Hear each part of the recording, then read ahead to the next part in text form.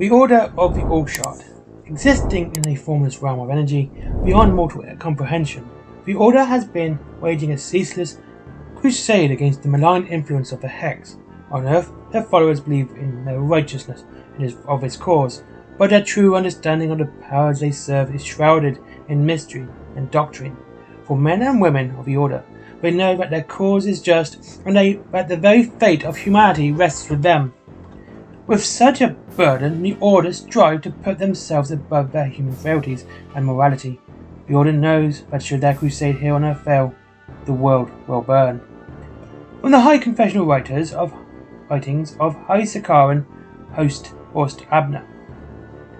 Let me tell you of the true saviours of mankind. Their original name, or what planet they might have called home, is now lost to time. But somewhere in the fathomless universe, there was a species who sloughed off their physical forms and ascended to a higher state of being. Having departed from the physical universe, they found themselves in a new reality, a dimensional plane they refer to as the Allshard.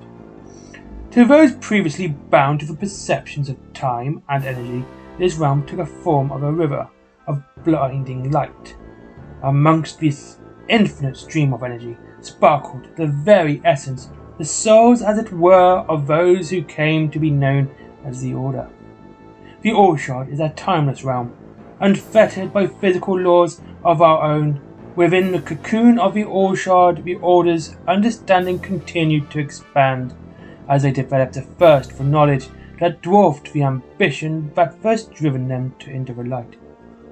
Whilst contemplating the deepest workings of the universe, the Order found they were briefly able to rejoin the material plane, should their studies and curiosity drive them to do so. But time spent in the realm of the flesh was anathema to them. Its rigid linear flow was as uncomfortable as gravity or any other limitations of the physical universe. A shadow arises. Within the Order's ever-widening understanding of the universe, they begin to sense the encroachment of a familiar shadow from the universe they had left behind. This morass was known to them as the Hex, a relic of a life long forgotten. The Order loathed to allow the stain of this creature to corrupt the physical galaxy. Without the first stirrings of compulsion in aeons, the Hex had to be eliminated. Bending their will upon the physical universe, the Order was able to touch upon the sleeping consciousness of countless beings scattered among the stars. Refining this skill, they found that not only could the subjects of this process convey information into the Allshard, but images, beliefs, and messages could be subtly insinuated back into the sleeping minds, thus contacted in a process the Order referred as gnosis. Through gnosis, the Order began to track the shadowy taint of the Hex across the galaxies. Travel in the material universe was the process of mere thought for them. The entirety of creation in the ether could be spanned in an imperceptible moment. The consciousness of the Order found the still nascent Hex, studied it with horrified fascination, and then moved to destroy it utterly and erase its every trace from the backwater galaxy in which they found it. It is worth noting, however, that this distant galaxy contained an obscure ball of dirt and water its inhabitants would come to call Earth. The First Crusade. In one of the farthest corners of the firmament, away from our Earth, the Hex had settled upon a small hot planet, whose inhabitants were millennia from discovering even the simplest machines. These four-armed natives, who called themselves the Sindar in their own language, lived in discrete primitive communities, hunting the wide veldt and gathering fruits and berries from plants growing among the boundaries of plants. Even the primitive societies have rules, and with rules come outcasts and misfits, those deemed unworthy of inclusion, who have been relegated to the fringes to eke out what pathetic lives they could. Demeaned and disrespected, it was here, within these small, disenfranchised communities, that the Hex had taken hold, driving these outcasts further from the other Sindar, and then twisting and corrupting their flesh and their minds. The Order was driven by disgust and overconfidence, struck to the Hex too soon. assuming their phone would be easily destroyed, and thus the galaxy would be saved from their displacement. The Hex, unaware of the Order's existence, reacted instinctively and violently to the sudden attack. The Sindar, who had been as hosts and helpers, lashed out in all directions, arousing the ire of the nearby villages. The entire emerging civilization was torn apart in a violent upheaval and open war. In the resulting confusion, the Hex escaped into the wider galaxy with enough of its essence intact to begin anew. Burning obsession. Several things became clear to the Order at that time. The Hex, although a creature of energy like themselves, was limited in its power and scope. In fleeing from the Order's attacks, the Hexes revealed its inability to exist beyond the material universe. The Hex seemed only able to touch upon a single world at a time, which should, theoretically, make it much easier to eliminate. The problem with theories, of course, they can be disproved. An appreciable percentage of the Order's capacity was deployed and engaged in the task of locating the Hex, once more, and this time eliminating it for good. Through dogged persistence, and consciousness of the Order emerged from the bright river of the Allshard for brief forays into the remote material realm. Countless lesser sentient minds were sifted through the scrying power of Gnosis for any sign of a Hex. The events of the Sindar homeworld repeated themselves again and again, but now aware they were being hunted, the Hex proved more elusive. The Order perfected their ability to twist a society's innate xenophobia to its own ends, as the Hex always gravitated towards fringe elements of the societies they attempted to infiltrate. In time, as the Hex continued to evade destruction, the hunt took on a more formal structure. More and more of the Order were drawn into the effort, their higher contemplations and aspirations abandoned for the destruction of the Hex. Ceaseless vigilance. For over millennia, the Order settled upon a fixed strategy in their efforts against the Hex.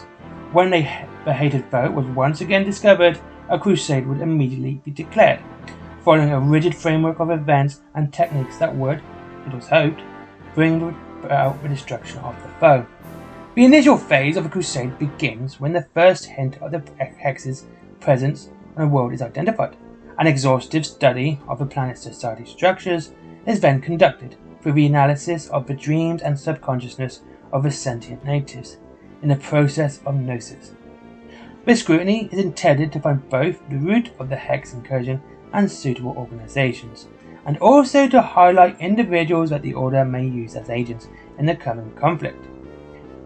With the strength of the Hex corruption ascertained, the Order are careful to ensure that they have identified appropriate allies amongst the native inhabitants before declaring Phase 1 of the crusade to be at an end. As the crusade moves into its second phase, the Order begins to shape the beliefs of the native groups who have a sympathetic outlook on the tenets of purity and discipline. The beliefs of their unwitting allies are gradually and subtly influenced towards a more closed-minded, intolerant worldview, conducive to the persecution of the disenfranchised Hex-touched populations. Throughout the first and second phases, the chosen native allies are unwitting proxies in the Order's conflict. Select individuals begin to have lucid dreams from a presence they believe to be their godhead. The goal of the second phase is to use the population to cull those fringe groups or societies where the Hex might be harbored with the intention of eradicating the hated shadow before it is allowed to fully take hold. Should the direct action aspects of this phase of the crusade fail, the groundwork will already been laid for a declaration of the third phase. With this escalation of the crusade, the Order will have consolidated its hold over those organizations. It is decided to use as proxies, imposing a more militaristic discipline structure upon them. In addition, through Gnosis, the Order will agitate general trends of prejudice and bigotry in the general population to create a hostile and deeply unwelcome environment for the Hex. The vassals of the Order will be inspired to create advanced technologies and weapons to use against the Hex. These technologies are never imparted with the education of the underlying principles. Understanding of the technology is not required, only explicit. Through many generations of parents and their offspring, entire bloodlines are focused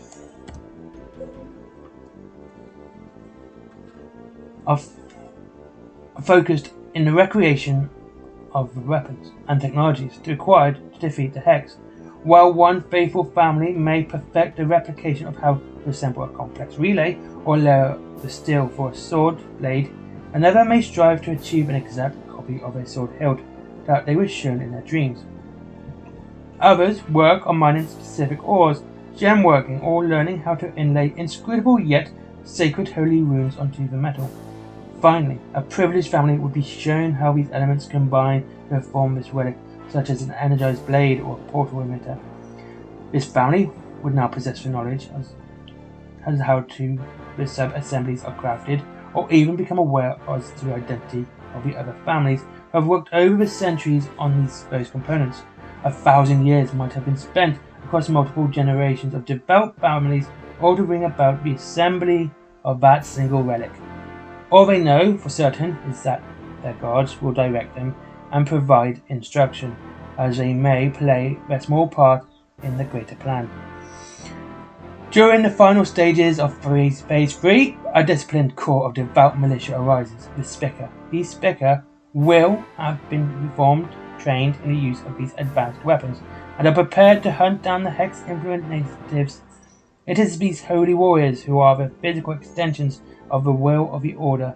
Over the centuries, the Spica conduct a sacred but hidden war against the Hex, and ruling the Dark Council that serves to push the Hex's agenda of corruption and murder. Relics such as the Spear of Light and Tumbler enable the Spica to extend their campaign and reach even the most distant or elusive of tainted populace. But these will come to a point where even those fabulous devices are insufficient on their own to bring about the extermination of the Hex.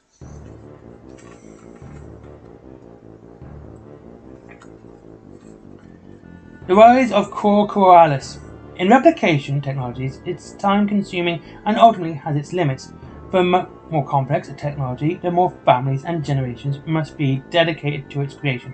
Something like a relic blade might take a century to enter the service of the Crusade. However, technology such as portals that allow the Spica to instantly teleport between 2 points and the battlefield would take more than 1,000 years to bring to fruition. The final relic that can be taught to a mortal mind is so complex that in many ways the initial components are amongst the first revealed to the native servants. The completion of the first apophic arch at the heart of the Order's stronghold signals at the end of the phase the commencement of the next. The fourth phase is marked by the activation of the apophic arch. These archways connect directly to the Allshard and provide a bridge between the best warrior servants of the Order and their patrons. Believing themselves marked for greater service, chosen Spica willingly enter the apophic arch, expecting to receive some small measure of blessings of their god. Instead, their bodies are invaded and possessed by one of the ascended beings in the Allshard. After several minutes of being racked with agony, their now smouldering host steps free on the arch as a member of a warrior elite, the Core Coralis. These holy warriors inform the assembled senior priests and commanders the Sakaran of their true purpose, and finally the real nature of the Order is laid bare for those leaders. With the highest ranking mortal members of the Order having now been made fully aware of their role in a millennia-long spanning conflict that they are sworn to secrecy, only the Sakaran, like myself, are privileged to know the truth of the Core Coralis, the godlike alien masters we must serve. With the arrival of the Core Coralis, the Order's crusade is no longer relegated to the shadows. Through a degree of secrecy and restraint must still be shown. The Core Coralis will be too few and the Spica too mortal to escalate the conflict so quickly. But the native governments and powers be alerted. The last thing the Order wants in the fourth phase is to become embroiled in a conflict with the mortal governments of the planet as well as the Hex. A war on multiple fronts is unlikely to always be fought on Order's terms. Better to restrict the Spica and Core Coralis to the precision strikes of overwhelming power so that the natives can be strategically weakened and the Hex confronted. By this time, the Hex will have corrupted a small but significant portion of the planet's population. Should repeat strikes against their post-war bases and supporters prove insufficient and the Hex survives, Phase 4 will reach a conclusion, under the direction of the Kor'kari. The constructions of immense strongholds on each of the planet's major continents is completed. These bastion armatures are hidden in remote locations and are staging areas for a final war against the Hex. While the exterior fortifications may be completed relatively early in the 4th phase, it is the completion of this immense revelation gate, the center of each citadel, that signals the beginning of the 5th phase. But the time of the Order reluctantly commences with the next phase of the Crusade. Direct open warfare has begun on all fronts. The Kor'kari have grown to sufficient numbers and are deployed to seize any strategic and tactical resource on the planet to deprive it from their enemies. Every enclave of the Hex is attacked simultaneously, instilling panic in the population and resulting in hasty, terrified reprisals from native governments in response to such violence. The entire world will be engulfed in war as the Order attempts to exterminate the Hex. The Kor'kari are openly unleashed, and no quarter is asked, neither is it expected. This state of total warfare may continue for years until the Order determines that all indigenous survivors have either sided with the Order or have been infected by the Hex. When there is nothing to be saved, the Order reluctantly moves to enact the final phase in the last effort to destroy the Hex before it can once again escape. At the declaration of the 6th and final phase, each of the enormous revelation gates is activated. Their true nature is revealed in the moment they form a portal linking the gate room directly to the surface of the planet's star. These gates unleash a burning tide of superheated gas that washes across the planet. Everything is destroyed, every last vestige of a native populace. Servants of the Order and those corrupted by the Hex alike are gone. The Kor'kari, whose bodies vaporized as the planet is cleansed. The eternal energy form of the Kor'karalis is welcomed back into the Allshard, and a quiet vigil of several moments is offered up for memory of those destroyed civilization. Another victim to the corruption of the Hex. Then the eternal watch of the dreamers in the physical realm begins anew, and the anticipation of the Hex will emerge once more on another planet. 17 times the Hex has been discovered. 17 times the Order has come crashing down on them, and each time the Hex has forced the Order to burn a world. Each time the entity manages to escape and begins a cycle of violence anew.